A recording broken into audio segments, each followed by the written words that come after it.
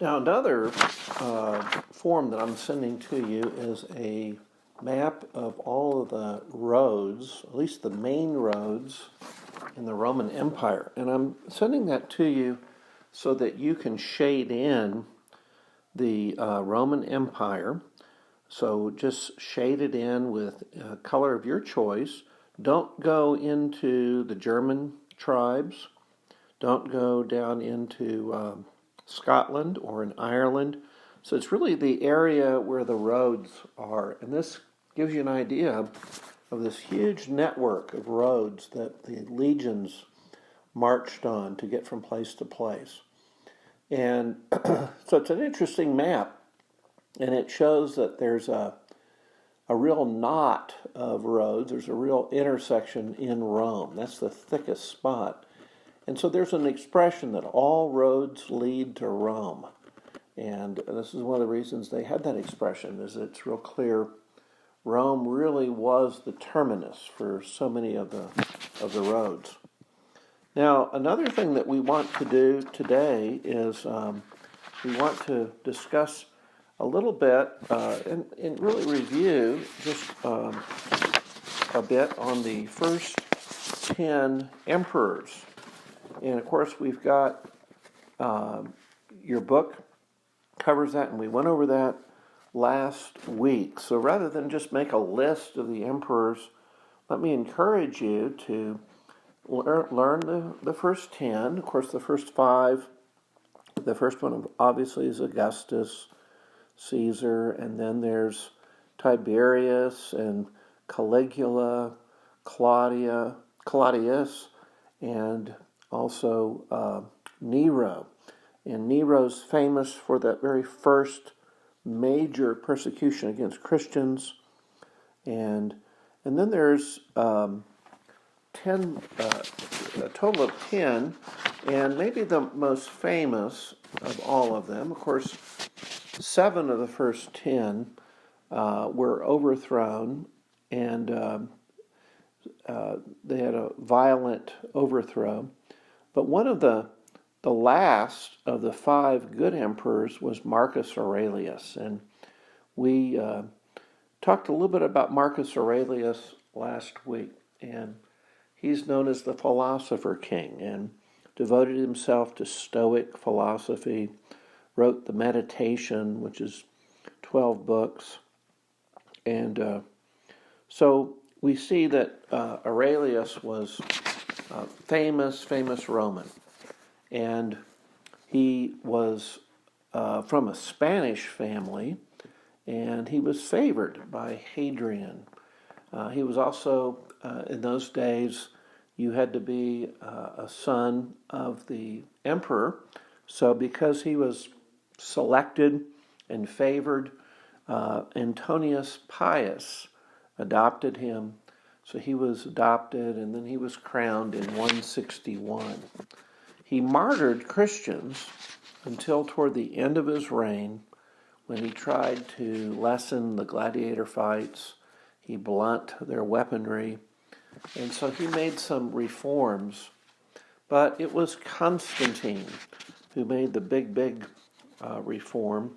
And so we're going to talk a little bit about Constantine today. Constantine in 313 brought great reform to the empire. Constantine's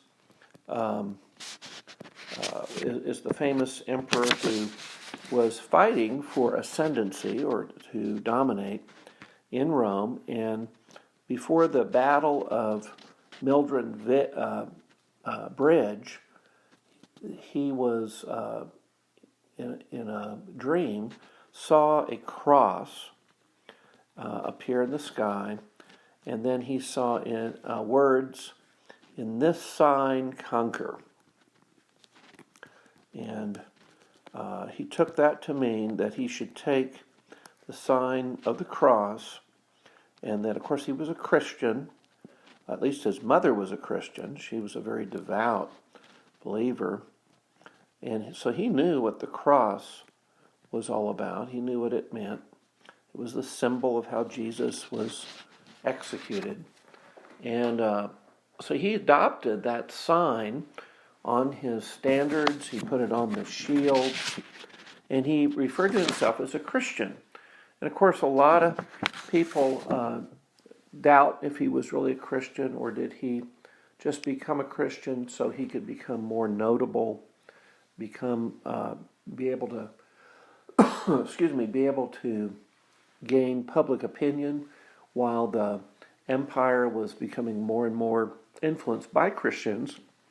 So it's hard to know if he, in fact, was a Christian.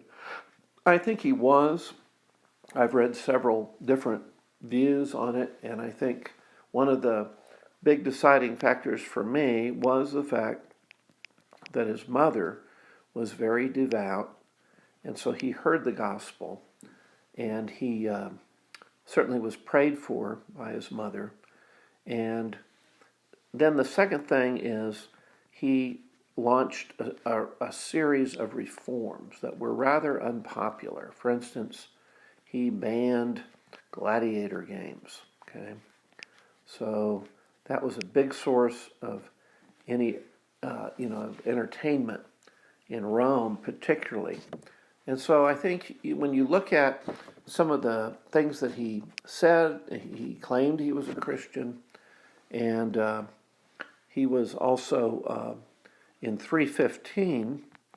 He called for a council there in 315, and so great church council, and I meant 325, not 315.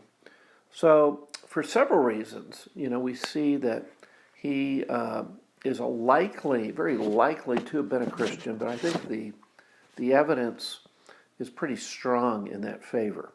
Now, another thing that he did is that he issued, which is just his announcement, the Edict of Milan.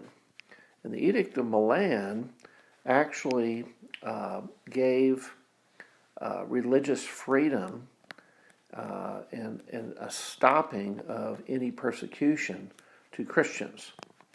And it made Christianity the official religion of the Roman Empire.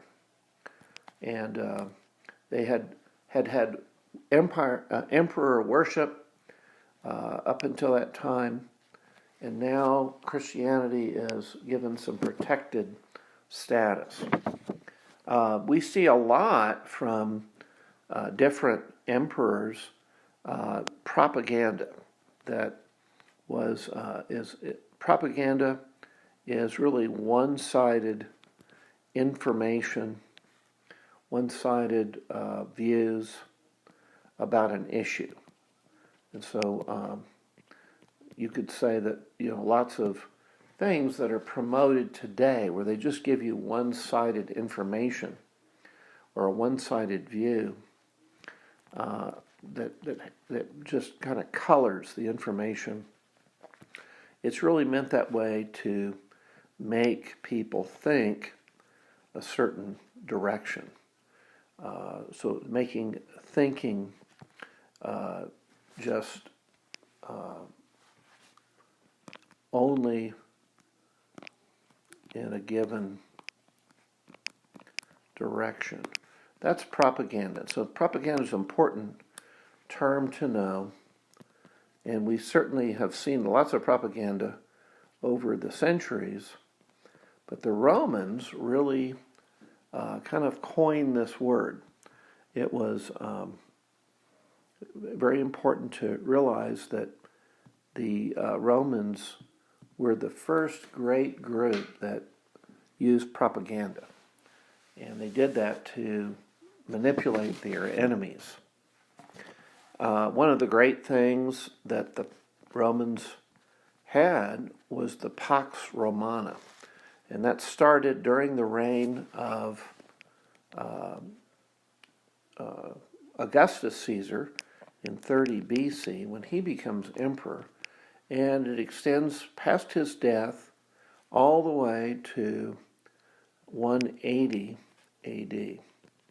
So past the first 10 emperors, past Vespasian, past Marcus Aurelius, And this was basically a great time of peace. There were so many legions, and the roads really guaranteed, and the presence of these powerful legions guaranteed no violence, no major attacks, no major wars throughout the whole empire. So this was a time that travel was really promoted. This is the time that God used to have Jesus come to earth and was born of a virgin. So it was at this time that the gospel spread very rapidly. You have Paul and many of the apostles using those roads to bring the message of the gospel around. Great amount of trade, great amount of communication between the different countries. And of course, one of the things that spreads as well is the lingua franca, which is Greek. And Greek continues to spread. It's the main language. And so one of the things that we have is that we notice that the New Testament documents are made in Greek. So Greek is a very powerful, beautiful, and very precise language. I think it is the most precise language, has the greatest vocabulary, and for instance, as an example to give you an idea, with Greek, in Latin, there's one word for love. There's one English word, love, L-O-V-E. But in Greek, there's 4 different words that mean love, and there's different degrees of love, different types of love. So it's very precise. So when we read the New Testament, we're getting very precise ideas of doctrine and teaching from Jesus. Very precise. It's in the Greek.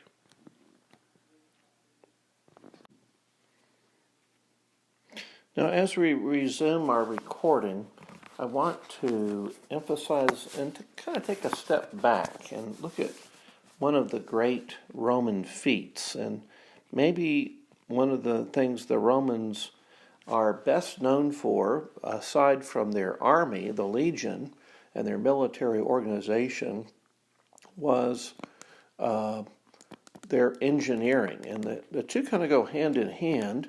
For instance, we see Julius Caesar making a bridge across the Rhine River, which was quite a feat, and also the Roman fortifications and the forts, the camps that they built.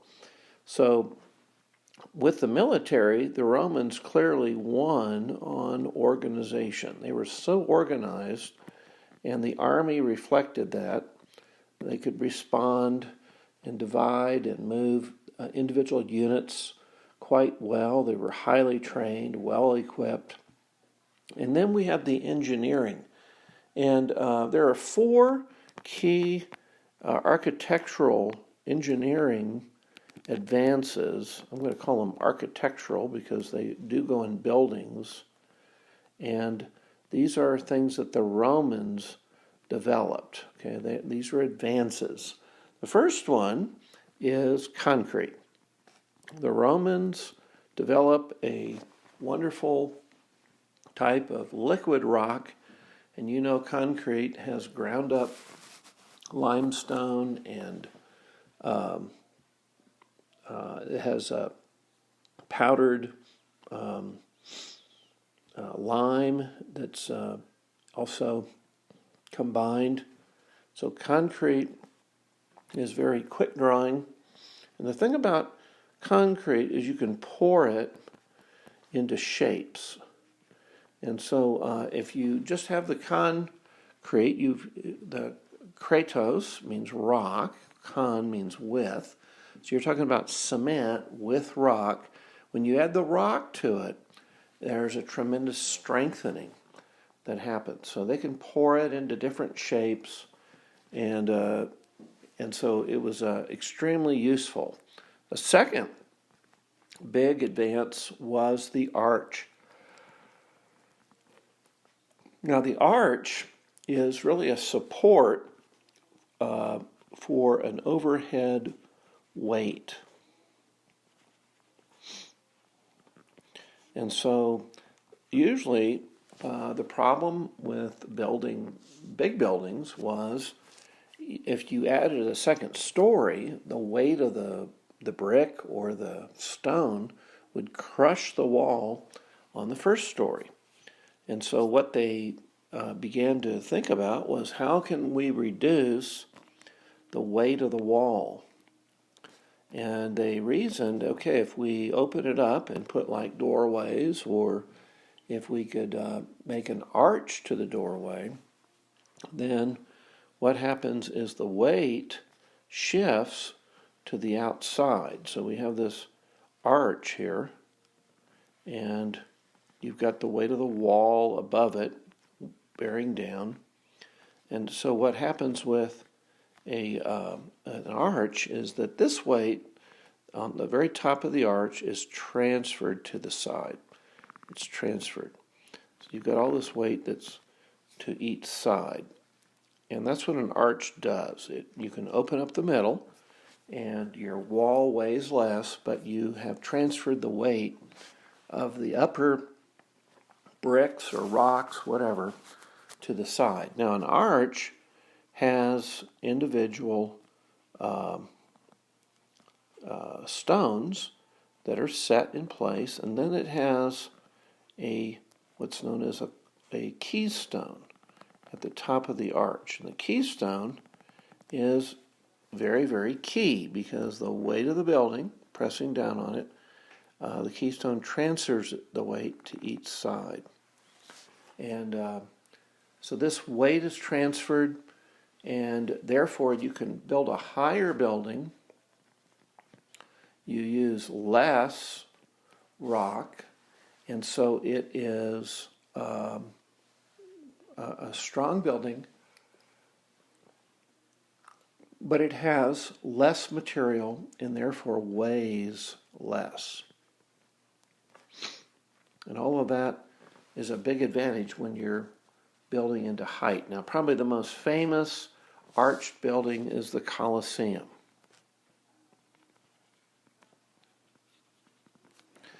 I misspelled that word. Let me go back. I thought it was, there it is. Colosseum in Rome. The Colosseum in Rome could hold 50,000 people, and they all had a view of the floor of the Colosseum. Underneath the floor were chambers and canals. They could actually flood the floor of the Colosseum and do sea battles on it. Or they could drain it and just let it be an arena. And so arenas is a Latin word. It's also Spanish for sand. So because they put sand on the arena floor, they would call it arena. They called it an arena. The sand was there for two reasons. One, for traction. It was something that a gladiator or some kind of fighter could use for traction. But secondly, it would absorb blood. So the sand was actually there too to absorb the blood so it wouldn't puddle up when they got into gladiator games. Okay, so number 3, the arch. Number 2. Number 3, well, the Romans also developed the vault. Now, the vault is a series of arches. It's just a series of arches that stretch. So it's one arch after another after another. So if we have this arch, and we just add arch after arch after arch after arch after arch, and we just string it in one big long row, you can see what we have. We have this arched roof, okay, and this is sometimes called a barrel vault. Big long one like this is called a barrel vault. And so some of the early churches use barrel vaults. Okay, now if you take that same arch and instead of pulling it in just one direction, instead you rotate it. Let's say we have the arch, and we just rotate it, and what we get is a dome. We can get a dome, and so the dome is an arch that is rotated. So let's put down dome, and so the arch is rotated about a point.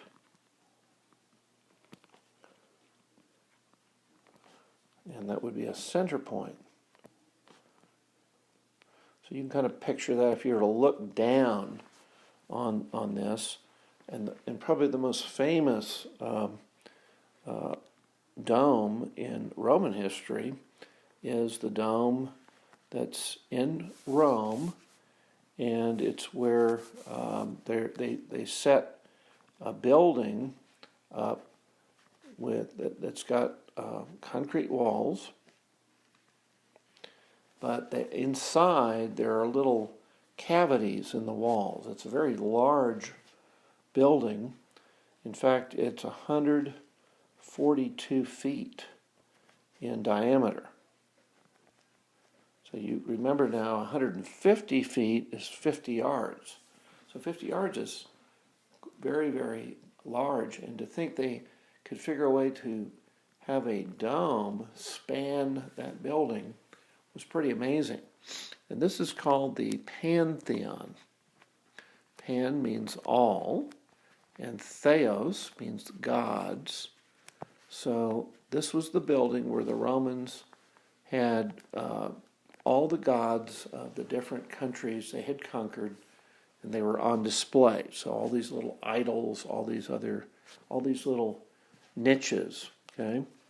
Now this hole in the ceiling, the whole building, of course, is the Pantheon, but the hole in the ceiling is called an oculus. That's a Greek word for eye.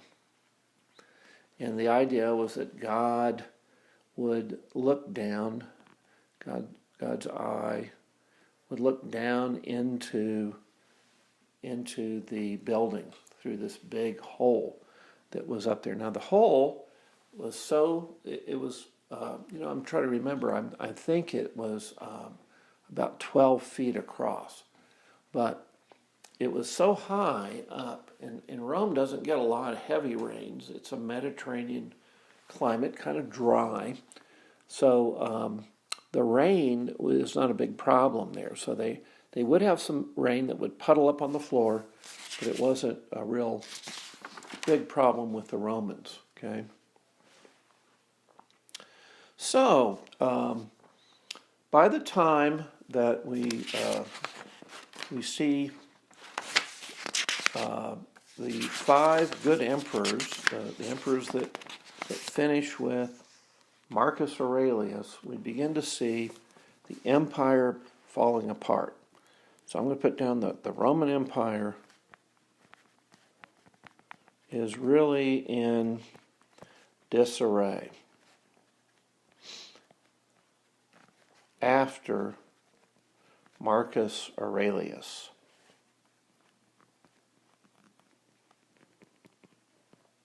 Marcus Aurelius is the last of the 5 good emperors.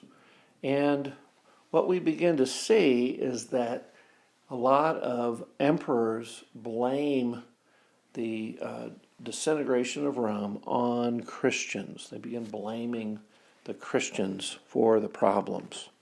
We're going to go to our third tape now.